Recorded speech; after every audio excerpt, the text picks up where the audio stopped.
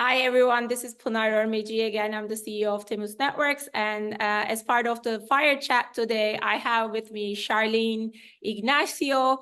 She is a serial entrepreneur originally from Hawaii. Yes. And with that, Charlene, tell me about yourself. You have an amazing background. We were just talking about that. And you're one of those people in the channel that is known by everyone. Oh, Pinar, that's what's great about what I get to do every day. I get to work with great companies, both on the vendor side as well as our MSPs. And, I think it's just when you're wanting to serve, it's going to show and shine. I don't think, you can get where I've gotten because, I have this big personality. More importantly, I just kind of get to work. And I think you know that not only from your years of experience, but it's all about what you give. And I think we're both service focused, and that's what's beneficial to the entire channel, as well as to our MSPs and MSSPs. I really love it. And so tell me about Fornix and your role. How do you work with MSPs and what do you do day to day? So Fornix has a threefold mission. One is to work with MSPs to elevate them to become an MSSP so that they can take that step to really become a full service trusted advisor for their clients. The second is we work with MSSPs who are cybersecurity focused to help them grow within their business with the framework of controls that both are here locally in the US or internationally. Some of our clients are both straddling that international and US. And then our vendors, we run channel programs, we run and grow and launch them into the US market or internationally. And we have international coming into the US market as well. So Fornix literally is outside of the box. We don't believe there's a box. We don't believe that there's a certain way to do things. We believe in the people business. And if people are in that mindset and in that culture and that way of doing business, we are a perfect fit for them. That's really amazing and something that's very much needed as well, right? Because I talk with MSPs regularly, and especially when it comes to cybersecurity, right? A lot of them have now ambitions, if not already in it, they want to be in it because there's a lot of money there. They're leaving money on the table by not entering into cybersecurity because obviously it's a huge need. It's never going to go away. And if anything, it's only going to keep growing. And so you mentioned you help MSPs to become an MSSP. And how do you do that? What are the key tenets of becoming an MSSP in that journey? Well, first, what we do is we try to understand why the MSP wants to become an MSSP. Some of the top three reasons: one is that they've lost business to an MSSP because they're not offering cybersecurity services. Two, their clients are looking for those services because they're being heavily regulated or they're being controlled by the multiple framework of controls, as you know, in the industry are coming down, right? GDPR, ISO 27001, CMMC. I mean, that is hitting our MSPs right between the eyes. And they're just like, Char, how do we navigate that? The third thing that we do as part of our assessment is we walk through the MSP stack and figure out what are they currently doing as part of their stack for cybersecurity solutions. And we realize many of them are kind of piecemealing it together. And so what we like to do is say, let's stop for just a quick hot second, get through your stack, and then establish what that bridge is going to take for you to either add pen testing services or add an EDR, MDR, or even maybe add in a virtual CISO.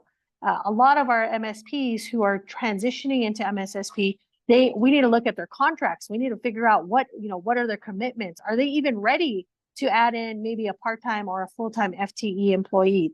Some of them aren't ready. And so we get them ready. So it doesn't matter if they're in the process stage or in that I want to scale and grow my stack, or maybe I have clients and I want to get more clients.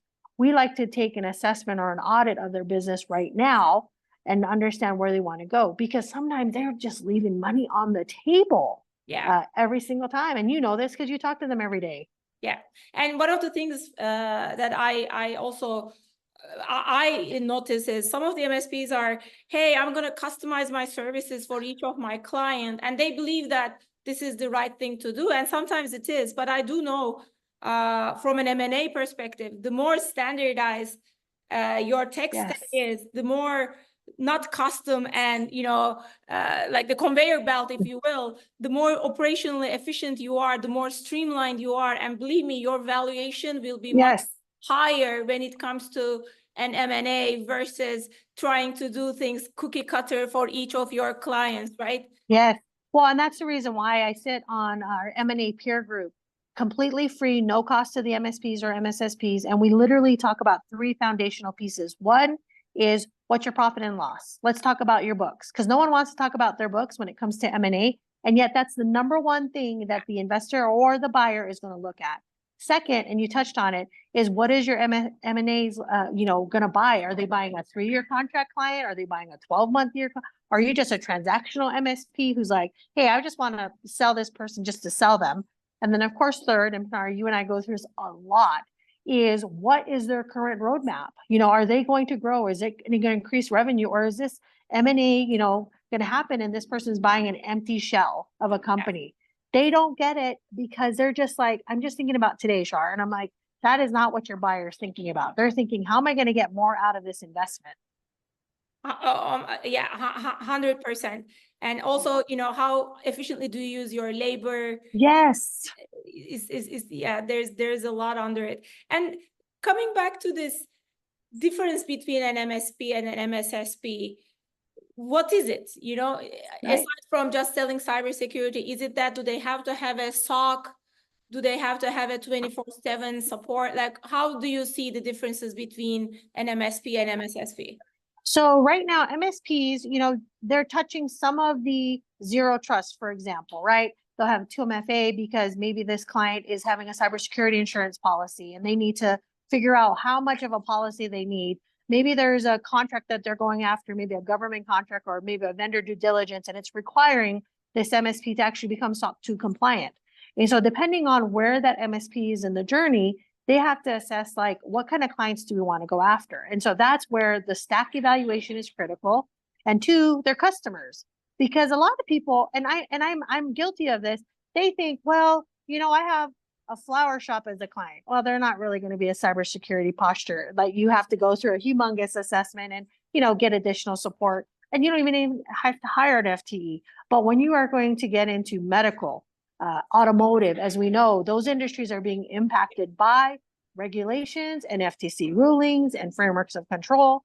Guys, you have to elevate as an MSP to an MSSP in order to maintain those contracts or even win those contracts. And so, Pinar, what makes the difference is how much of the game do you guys want to play in that wheelhouse that you have to then stand yourself up and get your own cybersecurity hygiene in order? Yeah. And second, guys, this is terrible, but those investments are the reason why you become an MSSP. You can't just say, hey, I'm SOC 2 and never make the investment to actually go through the qualifications. You actually have to make the investment to have that so that the vendor you're trying to sell to or partner with can actually trust that you've done your own cybersecurity due diligence. Yeah. 100%. And we just talked about, okay, the MSP, now they've done all these things, they became MSSP, but even among the MSSPs, and this is from your marketing background and also about the channel, how can they differentiate themselves among the other MSSPs and let's say they're playing in the same market? Totally. So guys, here's the thing. Standing out in the sea of sameness is really hard. What's worse, though, is when you make it hard for yourself. And so one of our rules of thumb is own an industry and crush it in that industry. For example, some of our MSSPs are in the construction industry, and they're going to be acquired specifically because the M&A guy wants to buy something that they know that that industry is going to be heavily regulatory, as well as they're going to make a lot of revenue. So picking an industry, guys, is a sure way to increase not only your revenue, but also increase your value to an M&A acquisition. And Pinar, you know this, and you probably say this all the time to your blue in the face. Guys, the guy who wants to date everybody isn't ever going to get what they want. They're going to just go around and go, oh, I think I like this industry or like that industry, when you really can't master the industry. Pick one, master it, then pick another. Don't go the other way around where you're trying to figure out which one you want, because it's going to take you longer and you're going to spend more time and make less money. That's an excellent advice. And that really would help also this standardizing your stack. Yes, because yes. you have the same type of client in the industry, which you will, you can keep selling the same stuff and really operationalize, cut the fat, and be very lean and mean. Excellent advice. And, coming back to these regulated industries. It's the same thing for SASE, right? Like the Timus, Right. what we Right. sell, zero trust network security. It's the same thing. The industries that are really Googling or searching the most in Gartner, for example, when it comes to SASE, SSE, like there was a 55% increase year over year in searches for SASE in Gartner. And these are, manufacturing, healthcare, financial, Yes. business Yes. and IT systems, which the MSPs also are part of. So those are actually the industries, like the manufacturing, for example, because they have to be on 24/7. If there's ransomware, they have to pay it immediately because they cannot afford to go offline. I mean, definitely this own an industry and crush it. I'm going to use it. Well, good, Pinar. I've done my part, right? Thank you for putting me on the podcast, because I think a lot of people miss the fact that, you know what, you only need one thing to take away from today's podcast versus trying to feel like I got to do it all. Just pick one. Pick one that you're going to champion. And Pinar, you and I are having this conversation right now to figure out how to continually grow in the channel, how to get more in front of the MSPs. And I'm thankful because I believe your product has a solution that they need, but they need to know you. They need to see you. They need to have you in front of them leading that conversation. So I'm happy that you're going to say, hey guys, this is our strategy going to market, because it works. This is what I get to do every single day, both here in the US as well as internationally. Yeah. And that's one of the reasons why we are, MSP exclusive. Like, you said, like, own an industry and crush it.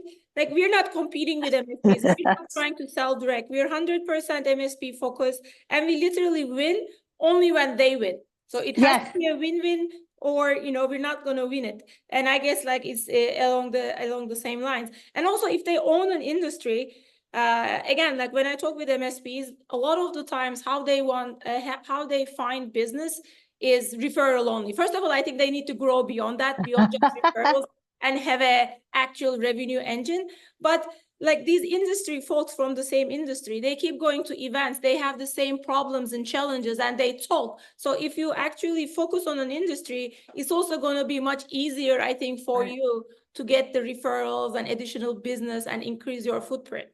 Yep. And Pinar, that's why you guys are a great fit in the MSP community, because you are channel only. A lot of vendors will come in and they take over the clients from the MSPs. That's why they don't get trusted. Second is, we want to create trusted advisors at Fornix because they want to become the leaders in that industry that say, you know what, go to this MSP, go to this MSSP. They know your problems. They understand how to solve your problems. They get the every day in and day out needs to grow and scale the industry business. So that's why I love, love, love the fact that you guys are channel only, because you understand the same thing we do at Fornix is, guys, we want you to win, but we want you to win big. We don't want you to spread yourself out. We want to increase the bullseye to be bigger now, instead of like narrowing it down so it's so small that you're like, how can I hit the bullseye? And I'm thinking, well, gosh, if you picked one industry, that bullseye would become 90% bigger than what you're doing right now. Yeah, no, excellent advice. And Charlene, like one of my last questions. So you're now in Fornix, but before that, you're channel master. Like you're one of those multi-hyphenated people with many talents and a lot of experience. So tell me a bit more about the channel adjacent, like channel stuff that you've done. Yes. Still. Yes, so I'm really thankful. I get to be the CMO for the MSP Association of America. So we get to lead over 100,000 MSPs who look to us because we're agnostic. We believe in MSPs winning at all costs, but more importantly, bringing the right partners and vendors there. I'm so thankful that I get to lead that conversation and really work with vendors like you and others who say, Char, how do I get better in the channel? How do I get more visible to my MSPs and take care of their needs? We listen to the MSP. That's the reason why we're agnostic. We believe in saying, hey, we don't make any commissions. We don't get any kickbacks. We don't get any percentages of anything our vendors do, because we want to be able to have integrity in that sale. And that's how we lead the conversation.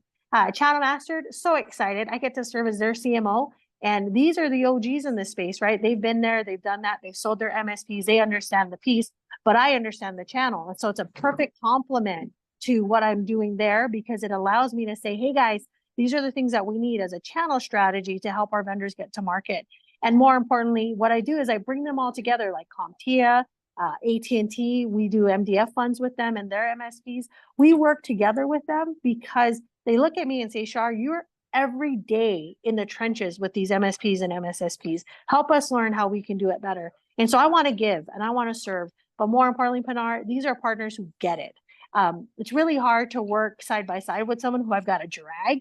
I want to run with someone. So yes, you do see all those little hyphens and slashes and my resume and blah, blah, blah on LinkedIn. But when you see me and meet me, guys, the reason why I'm doing all these things is because I want to know from you right then and there what I can do to help and serve you. So that's the reason why I'm involved in so many different ways in the channel. Charlene, thanks so much. And I love it when I meet people like myself, let alone, another. Yes, it's so awesome. Because I'm always so excited. I'm always like self-motivated and I'm like, guys, like, let's go. And, it's really what you said in the very beginning, this being service oriented. And for example, as Timus, our goal is really at the end of the day, create something that the MSPs love to use and to sell, Yes.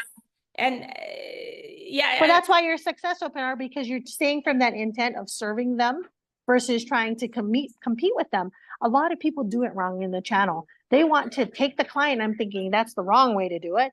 They want to force it. I'm like, that's the wrong way to do it. They want to compete. I'm like, that's the wrong way to do it. Guys, how Pinar is doing it at Timus is exactly the way you need to be. You need to be about the client and their MSP winning. And so everyone's win-win. Charlene, thank you so much. And I'm looking forward to getting a drink or a dinner with you in Miami the next time you're here. Yes, I love it. Thank you. Thanks, everyone. Bye.